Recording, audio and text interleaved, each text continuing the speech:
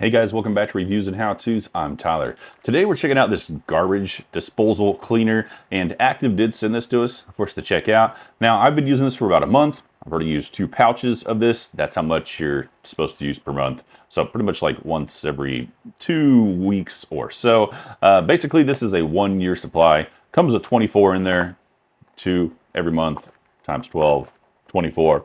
Boom, there you go. Math for you all. But yeah, really great stuff right here, especially if you're using that disposal a lot. I mean, even if you're not using that disposal a lot, nasty things go down there, and it does definitely start to smell a little funky at times. But throw one of these down there, cleans it up really well. You won't have any issues. I know sometimes we get like bugs showing up in ours and stuff like that whenever gunk and things accumulate in there, probably due to the heat that we have here around in Oklahoma. But yeah, this stuff really here, and I believe yep, it is septic safe. I saw that on there. I don't have a septic tank, so that's not a concern for me, but it might be for you guys. So yeah, septic safe, gets things really clean. Highly recommend it. Again, garbage disposal cleaner right here from Active.